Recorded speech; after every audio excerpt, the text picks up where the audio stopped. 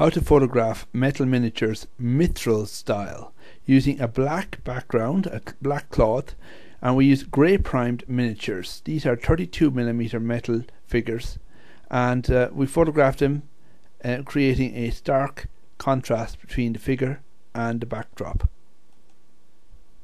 Common mistakes include not using a stabilizing mechanism before photographing miniatures. Because of their scale, it is required that you have something like a tripod to keep the camera steady when taking your photograph.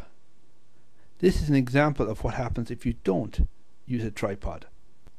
A lot of people seem to be very fond of flash photography, which is great in many occasions but not for miniatures, as especially with grey primed miniatures, it reflects off the grey primer and creating an extremely harsh contrast. Most modern digital cameras have a macro function. This allows the camera to focus on small objects with greater detail. You can see on the left side the image shows that the troll hasn't been photographed with a macro function, while on the right side you see far better detail because it has been used. Reducing shake is paramount when photographing miniatures, so I recommend also using a timer when photographing miniatures, or an attachable clicker.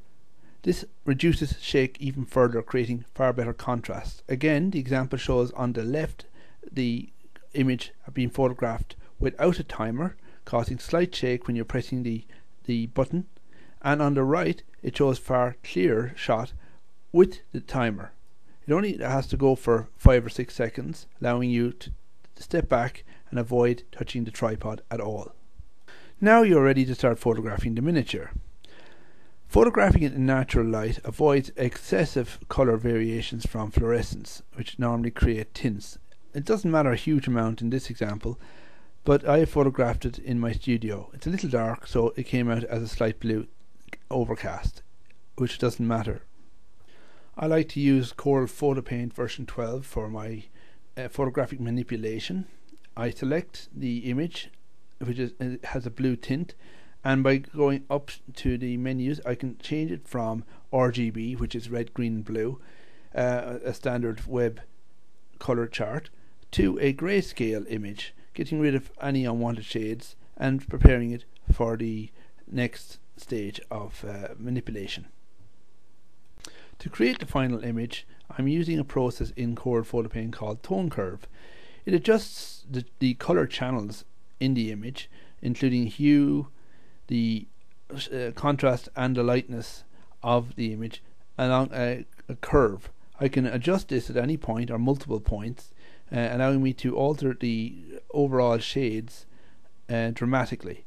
What I want to do is bring the foreground forward, create a very black background, and improve the contrast of the image. This can be done very rapidly, and I can even save this, although a warning, each photograph may need minor adjustments, so one setting does not suit all.